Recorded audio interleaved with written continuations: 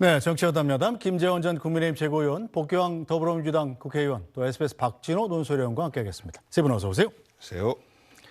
네, 한덕수 대통령 권한대행이 국무회의에서 차기 대선일을 6월 3일로 공식 확정했습니다.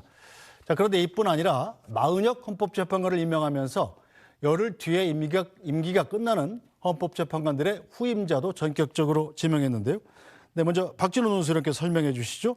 이완규 법제처장, 함상훈 부장판사를 오늘 18일 퇴임하는 문영배 이미선 헌법재판관의 후임으로 지명을 했는데 일단 후임으로 지명된 이 두 분은 어떤 분들인가요? 네, 일단 좀 갑작스럽긴 한데 일단 임명의 이유부터 보면은 현재 이제 최상목 경제부총리에 대한 탄핵안이 언제든 국회 본회의에서 의결될 수 있는 상태고 또 경찰청장 탄핵 심판도 진행 중이라는 점을 고려했다. 이런 상황에서 만약에 이제 헌법재판소 결원 사태가 반복이 돼서 결정이 지연되면은 역시 이제 국정 운영에 차질을 빚을 것이다. 요게 이제 한덕수 권한대행이 이제 오늘 설명한 이유였습니다. 네. 근데 문제가 지금 되는 거는 좀 이완규 법제처장인데요. 이분이 이제 알려진 대로 뭐 윤석열 전 대통령의 측근이기도 하고 뭐 대학교 동기 사법 연수원 동기라는 점에서 좀 주목이 되는 면이 있는데 사실 이제 중요한 것은 12.3 계엄 사태 직후에 이른바 그 12월 4일에 대통령과 박성재 법무부 장관 등과의 그 안가 회동이 좀 논란이 많이 됐었습니다. 당시에 이제 이 회동 직후에 또 이 법제처장이 휴대폰을 교체한 것으로 알려지면서 좀 논란이 일었던 그런 적이 있고요. 또 윤석열 전 대통령의 이제 그 관련 변호를 맡았다라는 이력도 좀 지적이 되고 있습니다. 그래서 완전한 측근 인사를 지명했다는 점이 좀 주목이 되면서도 이게 과연 또 한덕수 권한대행만의 뜻인가라는 의심도 또 나오는 그런 상황이 됐고요. 함상훈 부장판사는 이제 뭐 김경수 전 경남지사의 그 2심 징역 2년 실형 선고를 내렸던 이력으로 알려지고 있습니다. 그래서 이렇게 대통령 권한대행이 대통령 몫의 헌법재판관 후보자를 지명한 것이 이번이 처음이기 때문에 또 민주당에서도 상당히 반발하고 있는 그런 상황입니다. 네, 자 복경 의원님, 민주당에서 일단 한덕수 권한대행이 대통령 몫의 헌법재판관 후보자를 지명한 것 자체도 문제고 지명한 사람도 문제다 이렇게 보고 있는 거죠? 그렇습니다. 우선 사람을 논하기 전에 헌법재판소는 국회에서 3명 그리고 대통령이 3명 그러니까 선출된 권력이 똑같이 3명을 두고 경쟁해라 이겁니다. 공정하게. 여기에 이제 법조 전문가들이 대법원장 추천의 3명. 그래서 이분들이 공정하게 법률적 판단을 해봐라 라는 것인데 지금 한덕수 총리는 선출된 권력이 아니잖아요. 탄핵당한 윤석열 전 대통령이 임명한 자인데 본인이 마치 선출된 대통령처럼 착각을 해서 헌법재판관을 추천한다. 라는 것 자체가 우스운 겁니다. 그러면 탄핵이라는 이런 제도 자체를 희화화시키는 이런 거라고밖에는 보여지지 않아요. 그리고 더더군다나 추천한 인사들을 보면 과연 이 인사가 한덕수 그 대행의 인사인가?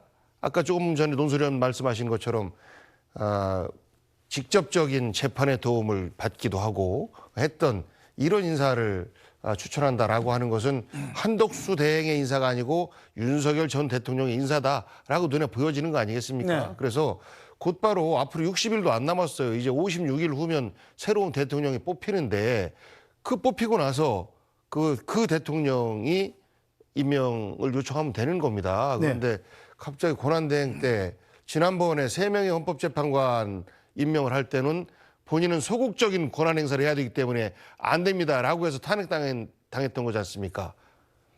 그런데 지금 180도로 본인의 생각을 바꿔서 헌법재판관을 임명한다라고 하는 것에 대해서 정말 헌법재판소의 탄핵을 부정하는 이런 행위 아닌가라는 생각이 들 정도로 깜짝 놀라운 그러다 보니까 일부 이제 걱정을 하시는 분들은 아직까지 이 계엄의 잔불이 꺼지지 않은 것이다. 이렇게 걱정들을 하고 있습니다. 네, 자 김재원 전 최고위원. 일단 한덕수 권한대행이 오늘 안 하던 일을 한꺼번에 많이 한 건 사실이죠. 배경이 뭔가요? 아니 그런데 방금 말씀하시기를 헌재의 탄핵을 부정한다 이런 말씀하시는데 헌재에서 임명하지 않아서 탄핵 소추를 했다가 탄핵이 기각됐잖아요. 그리고 그 탄핵을 인용해 달라고 한 재판관 한 사람 외에는 전부 다 임명하는 것 자체를 임명하지 않는 것 자체를 문제를 삼는 분이 있었어요. 그래서 임명을 한 건데 그래서 마은혁 재판관은 임명한 것이고 그리고 대통령 몫의 헌법재판관 후보자도 결국은 대통령 권한대행으로서의 권한 행사잖아요. 더 나아가서 지금 말씀하시듯이 60일밖에 안 남았다라고는 하지만 헌재가 마비될 상황이 되어서 과거에는 7명 재판관 이상이면 심리를 한다고 하는데 그 이후에 만약에 헌법재판관이 추가로 들어가면 그만큼 또 심리에 참여하지 못했기 때문에 재판을 새로 해야 되고 그런 상황이 되니까 헌법재판관 임명권을 행사한 것인데 민주당은 자기들 편할 때만 그 권한을 주장하고 자기들이 또 편할 때는 권한 행사를 못하게 하고 이제는 또 탄핵까지 거론하는 이런 완전히 그 입법 독재를 자행하고 있다 그런 생각이고 그런 모습이라고 봅니다. 네, 당장 이 사안을 둘러싸고 정치권의 온도차가 매우 큽니다. 팀의 이완규 후보자 다 해가지고 우선 여야 간에 합의가 없는 마은혁 후보자를 재판관으로 임명하는 것은 잘못된 결정이다 이렇게 생각을 하고 있습니다. 한덕수 대행께서 헌법 공석으로 4월 18일 공석이 된 2명의 헌법재판관을 지명했다는 점은 높이 평가할 만하다. 계엄 다음 날 이제 안가회동한 사람이다 이러면서 적절치 않다는 취지로 비판하고 있는데 이완구 법제처장은 그야말로 미스터 법질서입니다. 그리고 미스터 클린입니다. 법리에 밝고 헌법 이념에 충실할 뿐만 아니라 자기 자신의 직무에 충실한 어떤 그런 분이기 때문에 헌법재판관으로서 손색이 없을 뿐만 아니라 마은혁과 비교했을 때는 천양지차인 사람이다 그렇게 생각합니다. 이완규 법제처장이 오전에 헌법재판관 후보자로 임명됐는데 이거에 대해서 한덕수 대통령 권한대행이 자기가 대통령이 된 것으로 착각한 것 같습니다. 토끼가 호랑이 굴에 들어간다고 호랑이가 되는 건 아니죠. 헌법재판소 구성은 선출된 대통령, 선출된 국회가 3인씩 임명하고 중립적인 대법원이 3인을 임명해서 구성하는 것입니다. 한덕수 총리에게는 그런 권한이 없죠. 좀 오버하신 것 같습니다. 네, 자 박경영 의원님, 일단 민주당에서는 이 조치에 대해서 권한쟁의 심판, 가처분 신청 같은 법적 대응을 검토하고 있다고요? 그렇습니다. 당연히 할 거고요. 검토가 끝나는 대로 곧바로 실시를 하게 될 건데요. 법적 권한도 그렇고 조금 전에 그 권성동 원내대표의 말을 들어보면 네. 마은혁 임명은 잘못됐다라고 하는데 실제 권성동 그 원내대표가 대표가 되기 전에 여야 합의로 인사청문회까지 다 진행됐던 건데 갑자기 거짓말 시키고 있고 지금까지 버틴 거 아닙니까? 혹시라도 헌재에서 불리할까 봐.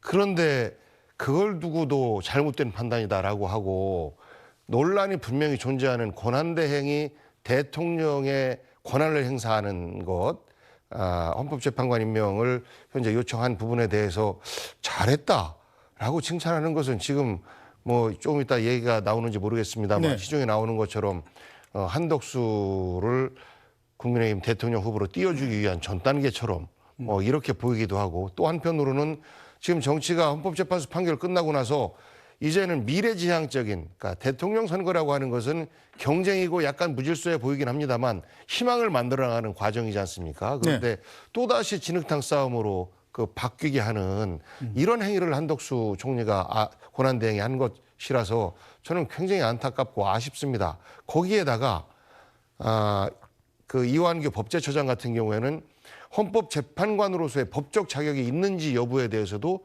논란이 되고 있는 사람이에요. 네. 그러니까 정당으로부터 혹은 정치로부터 분리된 지 만 3년 이상이 경과된 자여야 되는데 네. 그런 부분에 있어서 이분 같은 경우는 되게 그 논란이 많이 되고 있거든요. 어떤 논란이 되죠? 법제처장 임명되기 이전까지 네.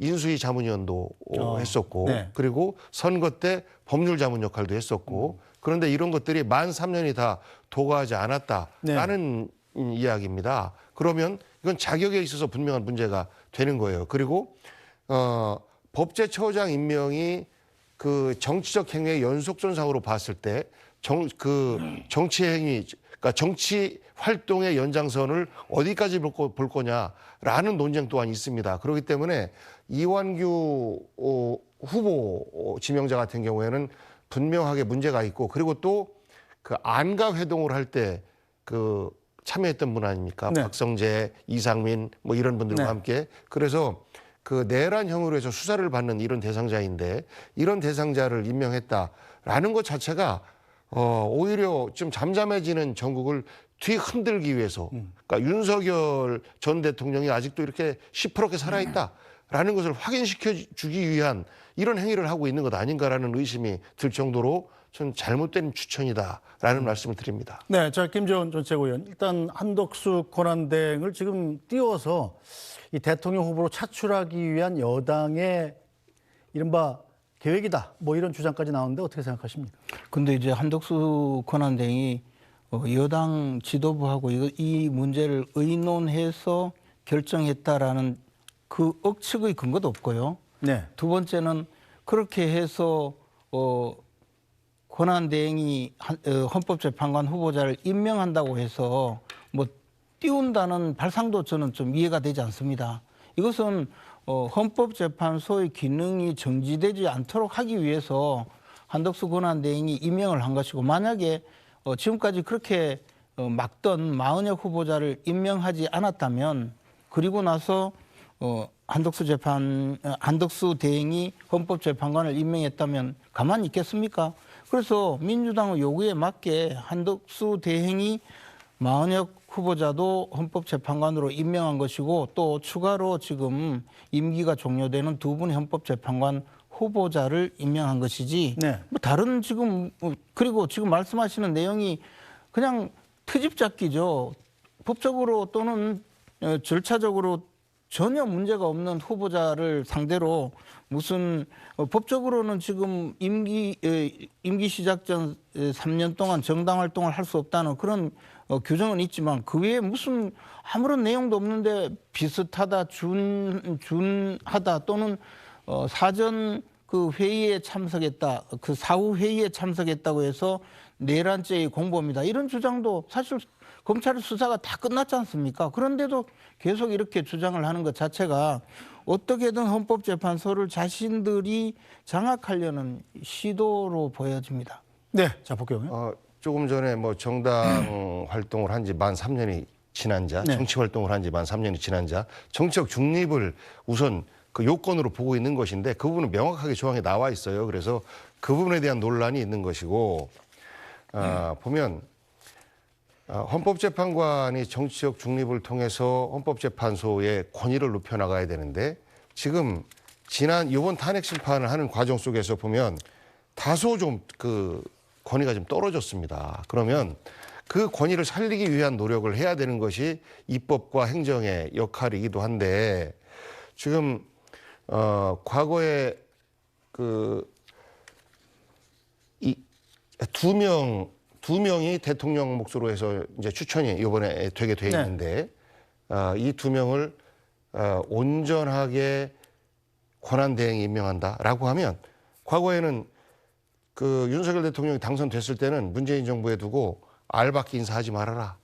네. 이렇게 했고 심지어는 내일이 대통령 취임일이면 하루 전에 관저 빼라. 라고 해서 관저 다 빼고 호텔방에서 주무시고 취임식에 갔던 이런 선례도 있었어요. 그런데 그런 생각을 가지신 분들이 지금 앞으로 56일 후면 새로운 대통령이 생겨나는데 그 새로운 대통령의 권한을 행사하게끔 잠시 지금은 소극적으로 권한 대행의 역할로 머물러 있어야 되는데 이거를 적극적으로 해라라고 주장하는 것 자체가 좀 말이 안 되고 또 그런 행위를 하는 한덕수 이 권한 대행의 모습을 보면서 저는 국민적 동의를 받기가 좀 어려운 것 아닌가 이런 말씀을 드리는 겁니다. 네, 자 그런데 이 한덕수 권한대행이 여권의 대선 후보로 나서야 한다. 즉 한덕수 차출론 여권 내에서 실제로 나오고 있는 게 사실이죠. 자, 윤상현 의원과 권성동 원내대표 이야기 이어서 들어보겠습니다. 우리 당의 가장 중요한 자산 중에 한 분이 안철수 의원입니다. 그래서 안철수 의원 적극 나가시라고 그랬습니다. 적극 나가시라고. 출마하시고 바깥에 있는 분을 영입하는 것도 좋고 뭐 지금 한덕수 총리를 모시자 이런 의견도 있고 결국 어떻게 하면은 우리가 참 힘든 상황 속에서도 많은 총의를 모아서 이길 수 있는 방법, 지혜를 모으자 이런 겁니다. 그건 제가 답변할 위치에 있지 않다고 생각합니다. 예. 그 부분에 관해서는 한덕수 대행과 관련해서는 많은 의원들께서 한덕수 대행이 뭐 후보로서 적절하지 않느냐는 의견을 갖고 있는 의원님들이 많이 있는 것으로만 알고 있을 뿐이고 지도부 입장에서는 거기에 대해서 언급하는 것 자체가 적절치 않다고 생각합니다. 네, 자 박진원 논설위원. 네. 실제로 한덕수 대통령 권한대행이 여권의 대통령 후보로 나설 가능성도 좀 있다고 봐야 됩니까?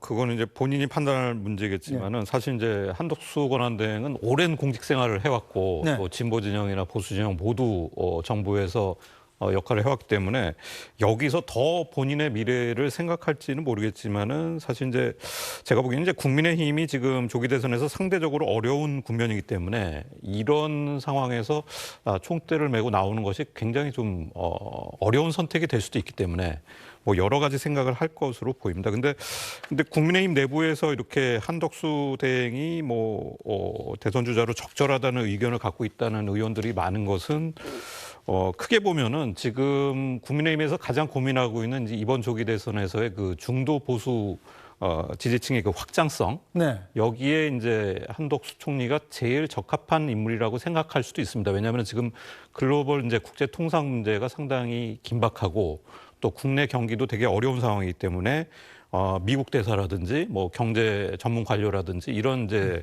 경력을 다양하게 거친 한덕수 총리 권한대행의 이 경험이 네. 상당히 이제 대선 국면에서 또 유효하게 작용할 수 있다라는 생각을 할 수가 있고요. 또 정치적으로 보면은 이제 민주당과 상당히 각을 세워왔던 그런 이제 정부 인사이기 때문에 네.